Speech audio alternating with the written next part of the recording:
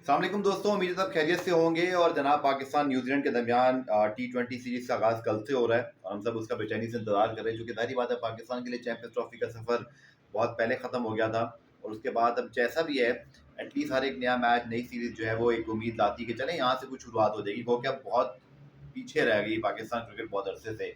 लेकिन बहरहाल, क्या बाबर रिजवान और फिर वनडे के अंदर शाहीन, इन सब के बगैर पाकिस्तान की टीम न्यूजीलैंड में कुछ कर सकती है? मैं कहीं और सीरीज हो रही होती, पाकिस्तान में हम खेल रहे होते तो मुझे कोई डाउट ही नहीं था। बट मेरा अभी भी ये मानना है कि पाकिस्तान के सिलेक्टर्स ने, टीम मैनेजमेंट ने कम से कम बाबर आजम को T20 टीम से ड्रॉप करके बहुत बड़ी गलती की है। क्योंकि देखिए, मैंने कल आपको लाइकली 11 बताई थी। उमैर बिन यूसुफ हैं, हसन नवाज हैं, फिर मोहम्मद हारिस होंगे, फिर आपके पास सलमान अली आगा होंगे, इरफान खान नियाजी होंगे, देन आपके पास शादाब खान होंगे, खुशदिल शाह होंगे, देन आपके पास शाहीन नसीम, और फिर सॉरी हारिस, और फिर जहांदाद, और फिर अबरार। लेकिन मेरा भी मानना है कि T20 के अंदर भी आपको कम से कम एक ऐसा प्लेयर जरूर चाहिए होता है जो कि मतलब रुक कर खेल सकता हो, जिसके पास क्लास हो। अगर आप पूरी की पूरी नई टीम भेजते हैं, होगा ये खुदा ना खासा 5 के 5 मैच अगर हम हार गए, या 4-1 से पहले भी हमारी टीम फुल स्ट्रेंथ पे जाके भी हार गई थी, क्योंकि न्यूजीलैंड के 7 प्लेयर नहीं है। फिर वही बातें होंगी कि ये कर दो, वो कर दो। ट्रांसलेशन हम लोग अजीब तरीके से करते हैं, या तो फिर हम मतलब सारे सीनियर खिला देते हैं, या फिर हम सीनियर जूनियर का भी मिक्स करने के बजाय जूनियर ही सारे खिला देते हैं। दोनों जो अप्रोच गलत है। ना सारे सीनियर कभी एक साथ खेलने चाहिए थे। माजी में हमने बड़ी गलतियां की, हमने छोटी सीरीज के अंदर भी नेदरलैंड आ गई, कभी आयरलैंड चले गए, हमने वहां भी पूरी पूरी टीम खिलाई। गलत हुआ, नहीं होना चाहिए था। और इसके जिम्मेदार हम सब हैं, यानी कि पूरी क्रिकेट फ्रेटर्निटी, उस जमाने के क्रिकेटर्स, कप्तान, सब लोग। लेकिन गलत को गलत दोबारा दोहराना भी गलत होता है, तो अगर आप बैलेंस करके चलते तो बहुत अच्छा था। मेरा अपना ही मानना है कि रिजवान बाबर के बगैर ये जो आप उतरेंगे मैदान में इस सीरीज के अंदर, ये बहुत टफ होगी आपके लिए। और फिर आप जब मतलब हार जाएंगे, तो फिर उसके बाद सारी तोपों का रुख नौजवान खिलाड़ियों की तरफ हो जाएगा, तो ये अप्रोच ठीक नहीं है। और न्यूजीलैंड की कंडीशंस कभी भी आसान नहीं होती। लेकिन चले, उम्मीद करते हैं कि इस बार हमारी जो टीम गई है एक नई अप्रोच के साथ दिखाई दें, कुछ करें। लेकिन बहरहाल सीरीज तो टफ होगी। और मेरा ये ख्याल है कि खास तौर पर बाबर आजम के बगैर पाकिस्तान की बैटिंग लाइन को काफ़ी प्रॉब्लम होगी। मैं ये नहीं कह रहा कि बाबर आजम ने गुजशत 6-8 महीने में क्या किया, लेकिन ओवरऑल वो जो करते आए हैं या जो कर रहे थे, आई थिंक उनको आपके गेम प्लान में होना चाहिए था। और ये बड़ी हैरानगी होगी मुझे अगर पाकिस्तान की टीम इस सीरीज के बाद बाबर आजम के बगैर मैदान में होते। मुझे नजर नहीं आता। मुझे इस बैटिंग को देख के लगता है ना सिर्फ उनकी वापसी होगी, बल्कि अच्छी वापसी होगी। और मेरे ख्याल में बाबर आजम के लिए भी शायद ये बेहतर था कि उनको थोड़ा ब्रेक मिल जाए और आगे चल के वो फ्रेश होकर वापस आए। दूसरा जी, जो बहुत सारी बातें करने वाली, उनमें से मैं भी बहुत सारी चीज़ें पढ़ रहा था कि खास तौर पर जो मोइन अली का बयान बड़ा वायरल हुआ है। फिर सईद अजमल ने बयान दिया रहा बाबर आजम और साबिक क्रिकेटर्स के हवाले से।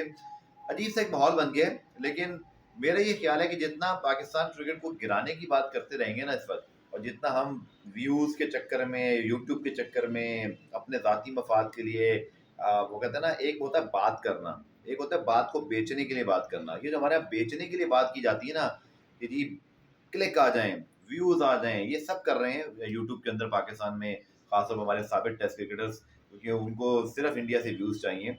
और आई एम श्योर कि आप उठा के दे रहे हैं बॉर्डर गवास्कर ट्रॉफी में, कहीं आपको कुछ चीखें सुनाई नहीं दी होंगी। कहीं आपको पाकिस्तान की सीरीज के साथ साथ जब न्यूजीलैंड ने इंडिया को हराया 3-0 से, तो कोई बहुत बड़ी तबाही नहीं मची यूट्यूब के ऊपर। और ठीक है, इंडिया ने जीता, इंडिया बेस्ट टीम है, लेकिन मैं सिर्फ हिपोक्रेसी बता रहा हूँ कि हमने अगर अपनी क्रिकेट को उठाना है ना भाई, तो हमें अपने क्रिकेटर्स को बैक करना पड़ेगा। बाबर आजम के मेयार का आधा प्लेयर भी आपके पास नहीं है। और ऐसे में अगर बाबर आजम को भी खो देते हैं, तो इस आपसे बड़ा बेवकूफ कोई नहीं है। हमें रिजवान बाबर में से किसी एक को साथ रख के ट्रांजेक्शन पे जाना चाहिए। वनडे के अंदर भी उनके पास क्रिकेट वो मजीद खेल सकते हैं। और फिर आहिस्ता आहिस्ता T20 में यंग टीम डाल दें। इंडिया ने भी ऐसे ही किया, जब वो वर्ल्ड कप जीते, जब उनके लेजेंड रिटायर हुए, तब वो गए थे उनके ऊपर। उन्होंने एकदम से नहीं किया था। पर हम जो कर रहे हैं, मुझे लगता है ये भी कोई तरीका ठीक नहीं है। इसको हम बेहतर तरीके से पुल आउट मजीद चीज़ों कर सकते हैं। दूसरा, मैं एक चीज़ ज़रूर कहना चाहूँगा कि पाकिस्तान की जो मतलब ये सिचुएशन है ना सारी, मोइन अली ने जो बयान दिया, लोग नाराज हो रहे हैं। मोइन ने बात तो ठीक की है। मोइन अली की बात बिल्कुल गलत नहीं है, क्योंकि उन्होंने जो बात की थी वो बिल्कुल ठीक है कि पाकिस्तान के पेसर्स वर्ल्ड क्लास नहीं है, और ये हकीकत है। बहुत अरसे से मैं ये बात कह रहा हूँ, और हमें इस बात को मान लेना चाहिए कि हम मतलब उस एक कहते हैं ना फैशन से निकल आएंगे जी, हमारे पास अब कोई बहुत बड़े वर्ल्ड क्लास प्लेयर खिलाड़ी हैं। मैं भी मानता हूँ कि Babar Azam world class player हैं, लेकिन उनको खुद भी अंदाज ठीक करना है और खुद हमें भी उनके साथ सही चलना है। वो मटेरियल हैं जो बन सकते हैं, उन्होंने करके दिखाया हुआ है। चूँकि 19 सेंचुरियाँ या ओवरऑल 30 सेंचुरियाँ बना देना, वर्ल्ड रैंकिंग में रहना, उनकी शॉट सिलेक्शन सब कुछ, वो बहुत कंसिस्टेंट बेसिस पे अब परफॉर्मेंस दिखाते रहे। बट जो अब हम कर रहे हैं ना, ये टू बी ऑनेस्ट, शाहीन के 1-2 स्पेल के अलावा या उनकी विकेटें बहुत अच्छी होंगी, बट नसीम ने तो अभी कुछ किया ही नहीं है। और हारिस तो बिल्कुल ही मतलब कोई हमेशा सपोर्टिंग रोल में रहे और हमेशा मौकों पर उन्होंने, मैं शाहीन को फिर भी अप्रिशिएट करता हूँ, उनकी विकेटों की तादाद पर मैच और उनकी स्ट्राइक और उनकी एबिलिटी रही है, लेकिन फिर वो एक जगह आके रुक गए। यही बाबर के साथ भी थोड़ा हुआ।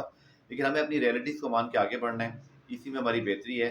सईद अजमल की बात भी बिल्कुल ठीक है कि साबिक क्रिकेटर कुछ देर के लिए खामोश हो जाएँ, तो बहुत अच्छा होगा। हमें अपने क्रिकेटर्स को बैक करने की ज़रूरत है, ख़ासतौर बाबर आज़म जैसे।